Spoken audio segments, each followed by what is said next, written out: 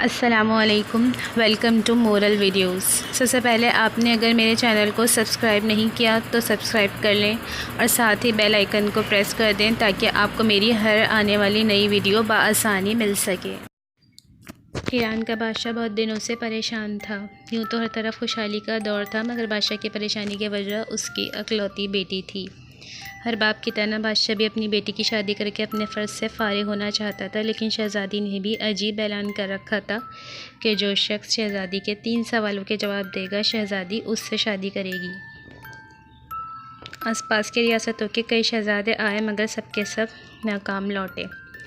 اس ملک میں ایک نوجوان رہتا تھا جس کا نام اعظم تھا۔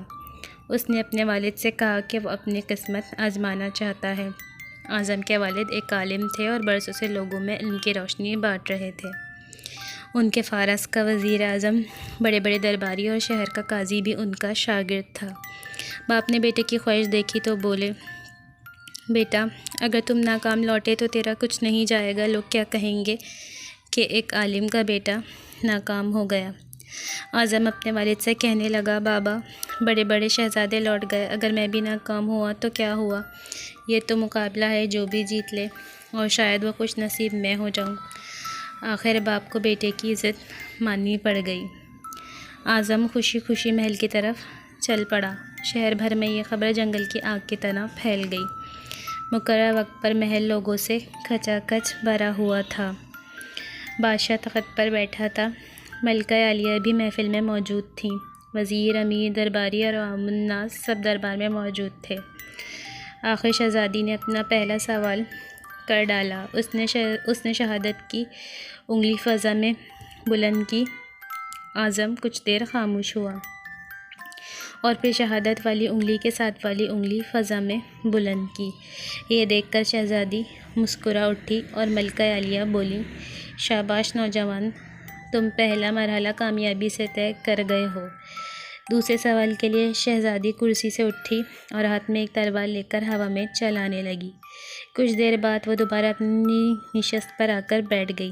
بادشاہ سمیت ہر درباری کی نظر اعظم پر تھی۔ اعظم کھڑا ہوا اور اپنی جیب سے قلم نکال کر فضا میں بلند کر دیا، شاباش اے نوجوان، ہم خوش ہوئے۔ یہ جواب بھی درست ہے، ملکہ عالیہ کی آواز دربار میں ابھری۔ اس کے ساتھ دربار میں مبارک ہو کی آواز گونجنے لگی۔ وہ سوالات کیا تھے، ان کے جوابات کیا تھے؟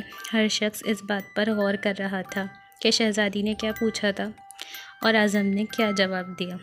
لوگوں کے لیے ایک راز تھا۔ آخر شہزادی نے تیسرا سوال کر ڈالا۔ وہ تیزی سے سیڑھیاں اتری اور تیزی سے سیڑھیاں دوبارہ چڑھ کر دوبارہ اپنی نشست پر بیٹھ گئی۔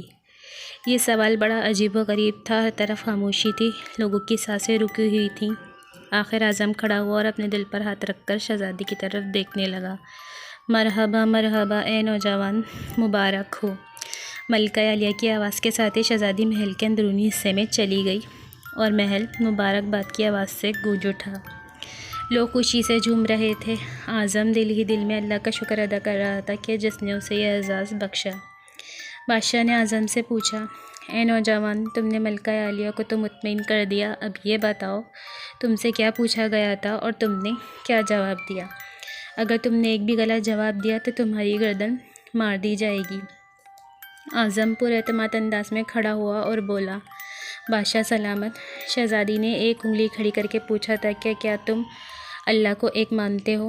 میں نے 2 انگلیاں کھڑی کر کے جواب دیا کہ اللہ اور اس کے رسول صلی اللہ علیہ وآلہ وسلم پر ایمان اٹل ہے۔ بہت خوب، ہم خوش ہوئے، بادشاہ نے مسکرا کر کہا۔ اعظم بولا۔ اس کے بعد شہزادی نے تلوار چلا کر پوچھا تھا کہ کیا تلوار سے کوئی بڑا ہتھیار ہے؟ میں نے جواب دیا کہ ہاں، قلم کا وار تلوار کے وار سے زیادہ کارگر ہوتا ہے۔ ماشاء اللہ نوجوان، تم نے ہمارا دل جیت لیا۔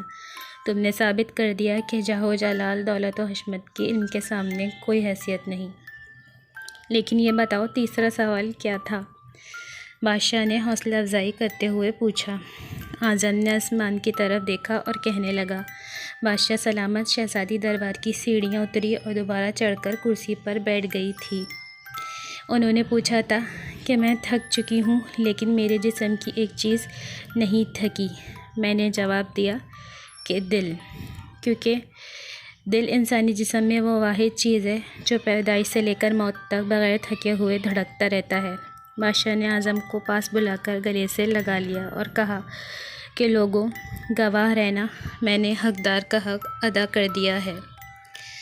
محترم خواتین و حضرات، بے شک اللہ اور اس کے رسول پر ایمان اٹل ہے، اور دوسرا، علم کا وار دنیا کے ہر وار سے زیادہ خطرناک ہے، اور تیسرا، دل، کیونکہ دل انسانی جسم میں وہ واحد چیز ہے جو پیدائش سے لے کر موت تک بغیر تھکے ہوئے دھڑکتا رہتا ہے۔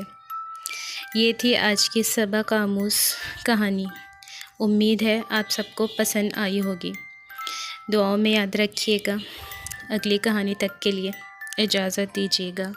اللہ حافظ۔